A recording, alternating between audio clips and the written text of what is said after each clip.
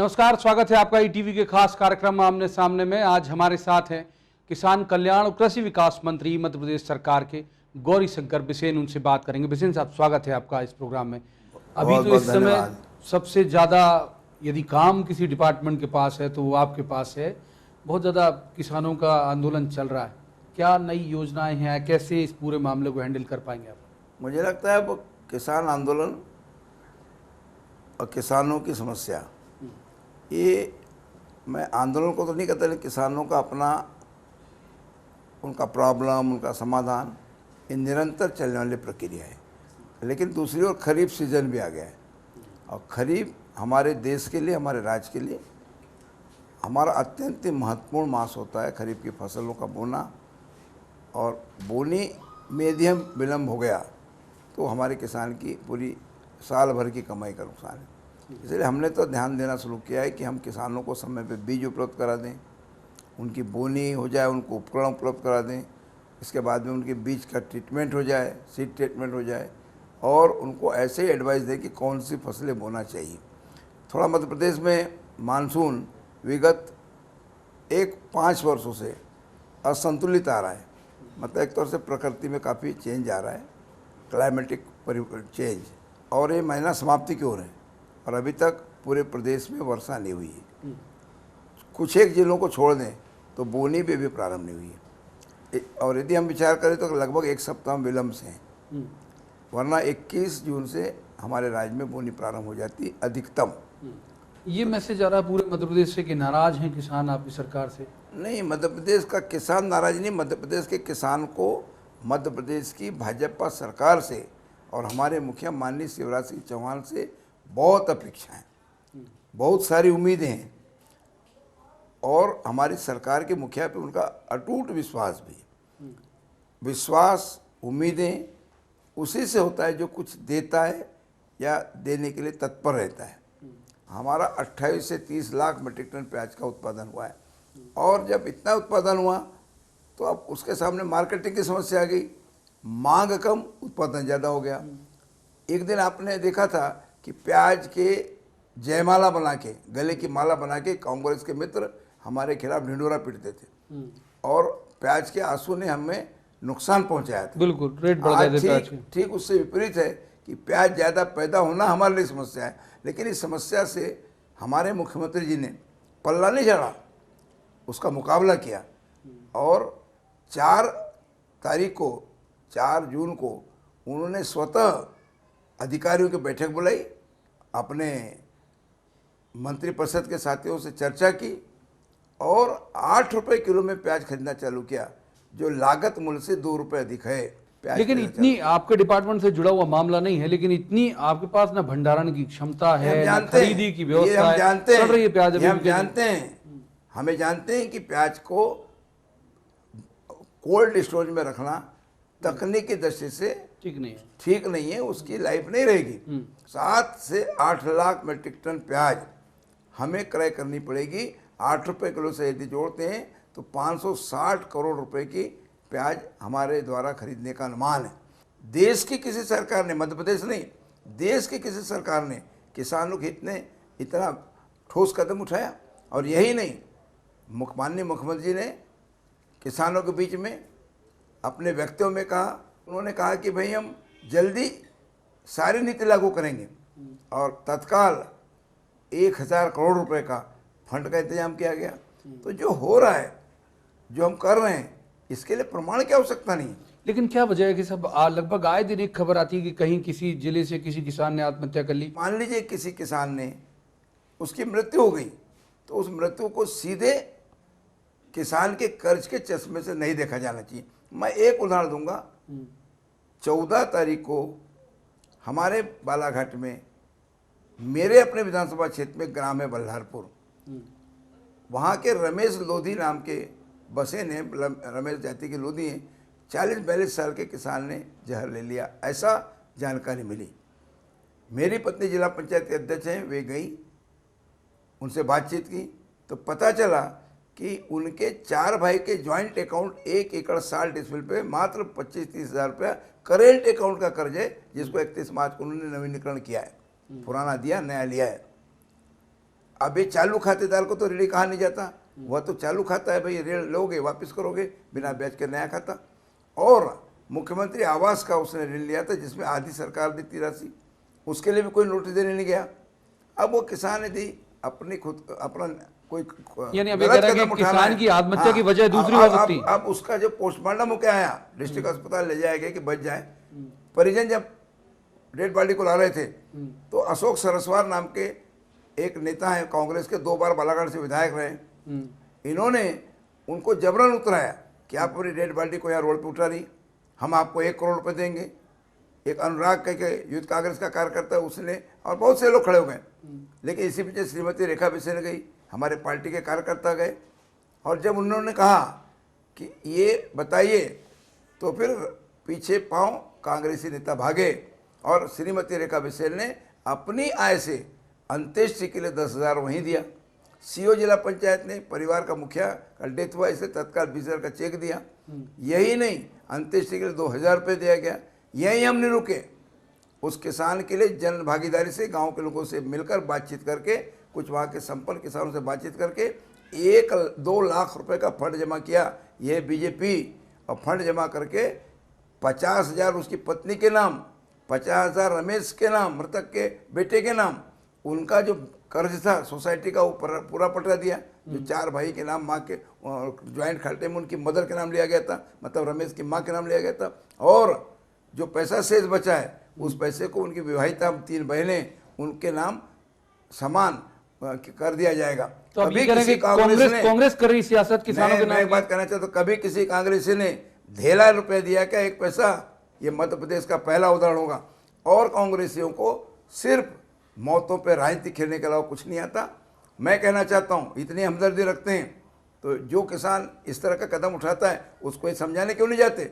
मैं मध्य प्रदेश के किसानों से और देश के किसानों से अपील करना चाहता हूँ कि कोई भी ऐसा कदम न उठाए जो परिवार के लिए दुखद हो, समाज के लिए दुखद हो। कुछ एक बड़े अधिकारियों ने अपने रिश्तेदारों के नाम कौड़ियों की मोल जमीन ले ली, तो मुख्यमंत्री जी ने उस प्रकरण को निकाला और आज आप जानते हैं भोपाल के वो प्रकरण उनके पक्ष में जा रहे हैं। हमने एलडीबी के पैसे को सरकार ने पटा का निर्णय ले लिया, 1 टाइम सेटलमेंट का कि मूलधन पटा दो 4 किस्तों में। इतनी उदार सरकार तो कभी देखने को नहीं मिलेगी। मैं दावे के साथ कहना चाहता हूं, पूरे राज्य के किसानों का विश्वास भारतीय जनता पार्टी के मुखिया शिवराज सिंह चौहान के प्रति है, हमारे सरकार के प्रति। वक्त एक ब्रेक का है। ब्रेक के बाद जब हम वापस आएंगे तो मध्य प्रदेश के कृषि मंत्री गौरीशंकर बिसेन साहब से और कुछ मसलों पर बात करेंगे। आप कहीं मत जाइए, देखते रहिए आमने सामने।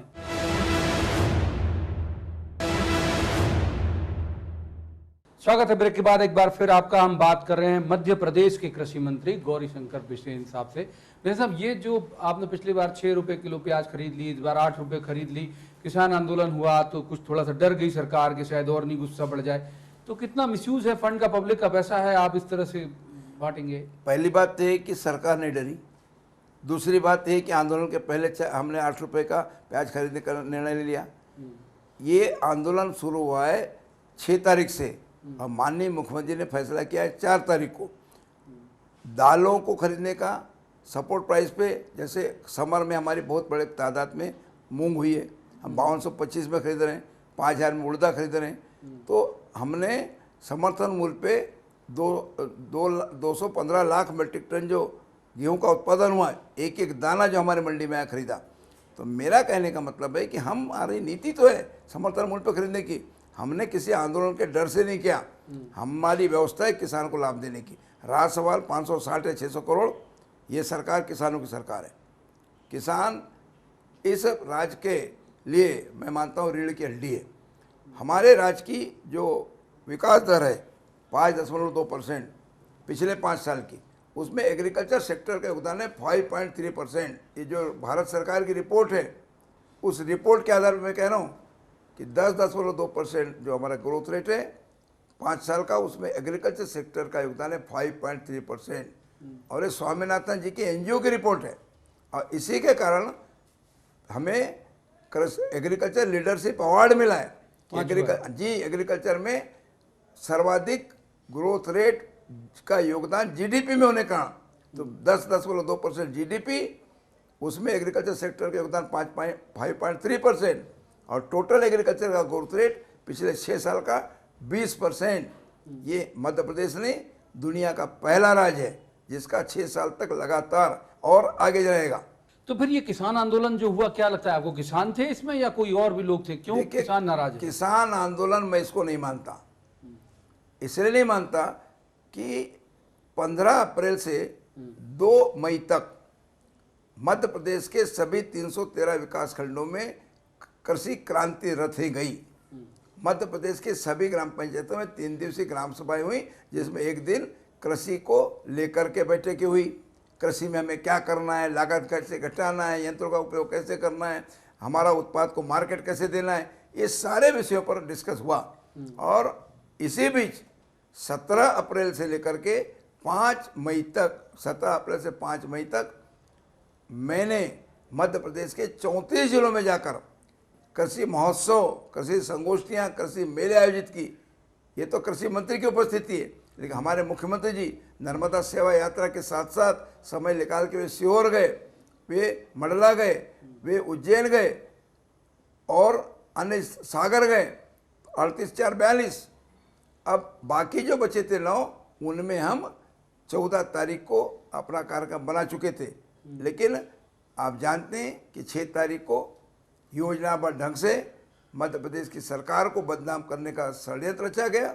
6 तारीख को जब मंदसौर में हुआ, उसके पीछे, पर्दे के पीछे कांग्रेस है, पर्दे के पीछे वो वे किसान संगठन है जो हमारे विचारधारा के नहीं, राष्ट्र के कल्याण की विचारधारा के नहीं, किसान के हित की विचारधारा के नहीं, वो अपनी राजनीतिक स्वरोटी सेकने के लिए बने। अच्छा, आप इतना किसान समर्थक आपकी सरकार है, जैसे आप बता रहे हैं कि बहुत सारे आपने वो उपाय भी किए, ऋण माफी क्यों नहीं कर देते हैं फिर किसानों की? नहीं, हमने ऋण का ब्याज नहीं लिया ना भाई। देखिए, सदैव अटल बिहारी वाजपेयी जी जब भारत के प्रधानमंत्री बने, मैं 1998 में सांसद था, फिर 2004 में मैं सांसद बना, लेकिन 99 से 2004 के बीच अटल जी ने एक नीति लाई कि किसानों को 7% इंटरेस्ट पे कृषि कार्य का ऋण दिया जाए राष्ट्रीयकृत बैंकों के द्वारा, और जो किसान समय पे पटाएगा उसको 3% का प्रोत्साहन, इंसेंटिव देने का फैसला किया।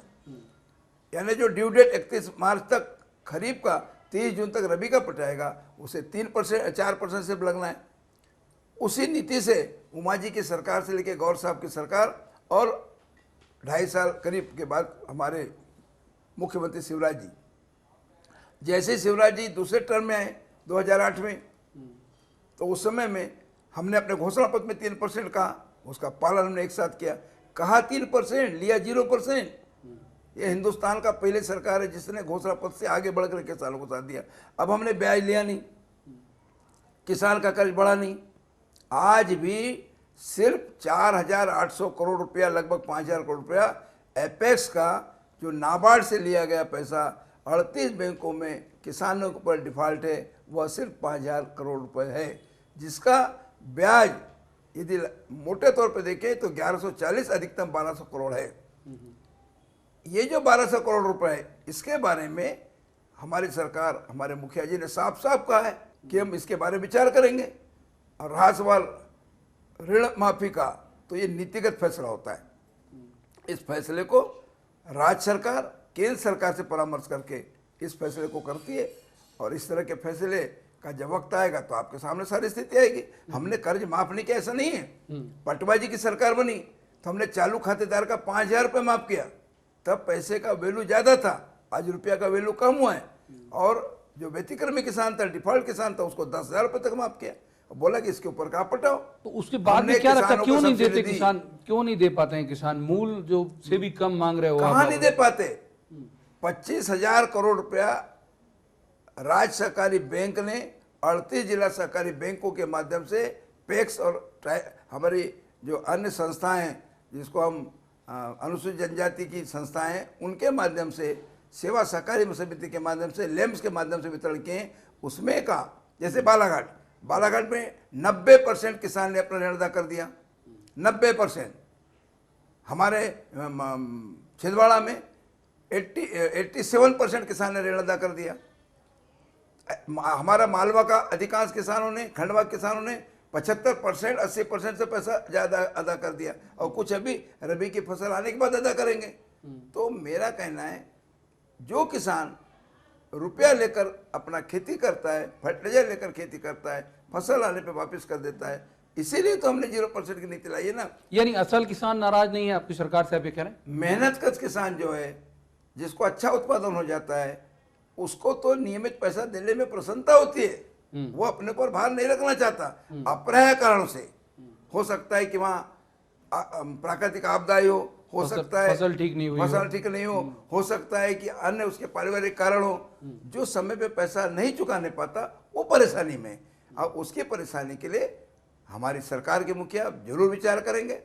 हम राज्य के किसान को 100 में से 100 किसान को, यदि किसी बैंक में 1000 किसान है तो 1000 किसान को चाहते हैं कि वो नया ऋण 0% पे ऋण यानी लें। किसी न किसी स्वरूप में कर्ज माफी हो सकती है। कर्ज माफी का विषय नहीं है, उन्हें 0% पे ऋण मिले, इस योजना की ओर मुझे लगता है बढ़ना ज्यादा उपयुक्त होगा। वक्त एक और ब्रेक का। ब्रेक के बाद जब हम वापस आएंगे तो मध्य प्रदेश के कृषि मंत्री गौरीशंकर बिसेन से उनके सुदीर्घ राजनीतिक जीवन के बारे में भी बात करेंगे। आप देखते रहिए आमने सामने।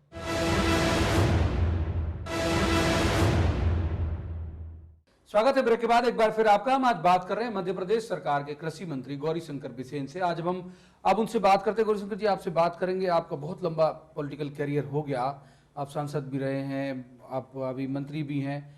आपका पूरे परिवार में जिला पंचायत उस इलाके में, मतलब ये है कि बहुत लोगों का सपोर्ट है आपको। इतने लंबे कैरियर के बाद कभी कभी आपको अचानक इतना गुस्सा क्यों आता है, जबकि ये लगता है कि इतना लंबा कैरियर हो जाए तो और गंभीरता आ जानी चाहिए? आप कई बार चीख जाते हैं, गुस्सा हो जाते हैं। नहीं, मुझे तो कभी गुस्सा आता नहीं, आज तक गुस्सा नहीं आया। मेरे काम करने की शैली ही ऐसी है। यदि मैं तेज नहीं रहूँगा तो फिर काम कैसे होगा? तो मुझे तो तेज रहना है। कई बार अधिकारियों को उठक बैठक लगवा देते हैं। नहीं, ये बहुत पुरानी बात है। जो भ्रष्टाचार करेगा उसको छोड़ा नहीं जाएगा। और कभी कुछ ऐसे आपके बयान बहुत ज़्यादा चर्चा में आ जाते हैं मंच से। ये मीडिया की मित्रता है, मेरे मीडिया के मित्रों की मित्रता है। अच्छा, वहाँ जिस इलाके से आप आते हैं वो नक्सल इफेक्टेड जिला है, बालाघाट। बहुत ज़्यादा ये क्या वजह है कि जिला पंचायत में आपकी वाइफ भी हैं, आप भी वहीं से जीत रहे हैं लगातार? क्या रीज़न है? और कोई नेता की एंट्री नहीं करने देते आप वहाँ बालाघाट में? नहीं, देखिए, लोकतंत्र में जो काम करेगा, जनता की सेवा करेगा, मंदिर मस्जिद में न जाकर के जनता को ही भगवान मानेगा, तो वो बार बार जीतेगा। मैं 77 से 12 चुनाव लड़ चुका हूँ, 8 विधानसभा के, 4 लोकसभा के, उसमें से 8 में जीतने पाया। प्रारंभ के 2 चुनाव अन्य कारणों से हम नहीं जीत सके। हमारा पूरा परिवार जनता की सेवा में लगा रहता है। मेरी बेटी भी सवेरे से लेकर शाम तक, मेरी पत्नी भी। हम जनता के लिए ही हमारा जन्म हुआ है और जनता की सेवा करते करते हमको जाना है। हम लोग दीनदयाल जी की विचारधारा के लोग हैं। जहाँ कहीं पे भी जन कल्याण का काम करना है, हम मंदिर एक बार छोड़ देंगे, गरीबों की सेवा के लिए तत्पर रहते हैं। आपकी 2 बेटियां हैं, मौसम और पायल। कई जो मंत्री हैं, कई बीजेपी के जो नेता हैं, उन्होंने अपने उत्तराधिकारी घोषित कर दिए। तो क्या माना जाए, आपकी उत्तराधिकारी, राजनीतिक उत्तराधिकारी मौसम होंगी या पायल?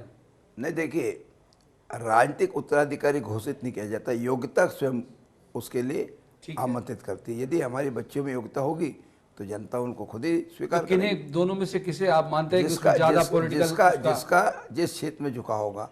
बड़ी बेटी BMS डॉक्टर है, छोटी बेटी BS कंप्यूटर साइंस की इंजीनियर है, और वो कल्चरल एक्टिविटीज़ में, स्पोर्ट्स में, सामाजिक कामों में, राजनीतिक क्षेत्र में भारतीय जनता पार्टी की प्रदेश कार्य समिति के सदस्य है।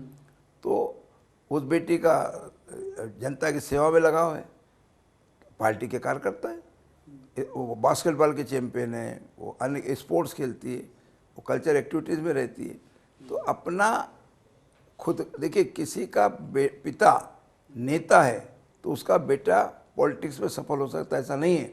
आप 3 जिले के प्रभारी मंत्री हैं, दौरा बहुत करते हैं, उसके बावजूद आपका जो उत्पादन है, आपकी खेती कितनी है, आप कितना उत्पादन कर लेते हैं? नहीं, खेती मेरे परिवार की तो बहुत है।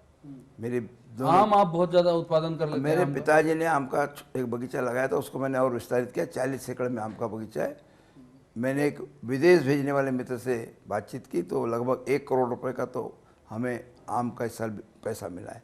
और अपने मित्रों को, साथियों को बांटने के बाद में भी आम की कोई कमी नहीं। किसान और खेती दोनों पूरक है। यदि खेती है तो हमको खुद को जाना चाहिए। हम पॉलिटिक्स में तो खुद को अपना काम करना चाहिए। जो स्वयं करेगा वो सफल होगा, जो दूसरे के ऊपर आश्रित रहेगा उसको कभी भी नुकसान होगा। इस बार आपको क्या लगता है, अभी जो जिस तरह से हालात बने आपकी सरकार के, दो मजबूत स्तंभ थे, एक किसान और एक महिला, बहुत कमांड था, लोग कहते थे बहुत भरोसा है सब सीएम साहब के ऊपर भी, आपकी सरकार के ऊपर भी, कुछ डेंट लगा होगा किसान के इस आंदोलन के बाद, कुछ नुकसान होगा? जिन बच्चों ने टॉप किया, अच्छे मार्क्स लाए, उनकी संख्या 18,000 है। लैपटॉप के लिए 25-25 हज़ार रुपये दिए गए। कांग्रेस के लोगों ने बच्चे आईटी के क्षेत्र में आगे बढ़े कभी प्रयास किया? महिलाओं को सशक्तिकरण करने के लिए कभी उनके हाथ आगे बढ़े? शिशु मृत्युदर, महिला मृत्युदर और लिंग अनुपात को घटाने में कभी उन्होंने कोई कारगर कदम उठाया? देश के व्यापारी को जीएसटी में हमने अवसर देकर के ये जो इंस्पेक्टर राज को समाप्त किया है। मुगालते में कांग्रेस न रहे, खूब तैयारी करे। मैं तो सार्वजनिक कह चुका हूँ कि पिछले लोकसभा में इन्हें 2 लोकसभा मिली थी। अब जो माननीय मोदी जी के नेतृत्व में चुनाव होगा 2019 का, उसमें 29-0 होगा। और मध्य प्रदेश में तो जितने बहुमत से हम जीते थे उससे ज़्यादा सीटें लेके आएंगे, कहीं चिंता नहीं है। किसान किस कारण से, मैं पूछना चाहता हूँ, मैं 34 जिलों में गया, एक किसान ने हमसे नाराज़ी नहीं। आज जरा विचार करिए, प्राकृतिक आपदा में कृषि कार्य करते समय मृत्यु होने पर आरबीसी 64 में जो 4 लाख था, और जो उस श्रेणी में नहीं आते थे, जैसे ट्रैक्टर ट्राली से पलट जाने से, बिजली के करंट से डेथ होने पर, हमने मंडी बोर्ड से 4 लाख का प्रावधान किया है और 100 करोड़ के बजट का प्रावधान किया है। कभी किसान के बारे में कांग्रेस ने सोचा क्या? इनके ज़माने में तो खपड़े टूटने पे 50 रुपये मिलते थे और मृत्यु होने पे तहसीलदार के चक्कर लगाने पड़ते थे। तो मेरा उम्मीद है आपको कि कुछ नहीं होता। माननीय शिवराज सिंह चौहान जी के नेतृत्व में मध्य प्रदेश की सरकार है, अपना 1.5 साल का कार्यकाल पूरा करेगी, पुनः जीत के आएगी और आज से अधिक सीटें लेकर के आएगी। तो ये थे मध्य प्रदेश के कृषि मंत्री गौरीशंकर बिसेन, जिन्हें उम्मीद है कि किसान आंदोलन के बावजूद किसानों का जो सरकार को लेकर समर्थन है या जो स्नेह है वो कम नहीं होगा और दोबारा जीत कर आएगी सरकार। और भी कुछ मसलों पर हमने उनसे बात की और उन्होंने बहुत खुलकर तमाम मसलों पर जवाब दिया। इस हफ्ते के लिए बस इतना ही। अगले हफ्ते किसी और शख्सियत से मांगेंगे कैफियत। आप देखते रहिए ईटीवी न्यूज़।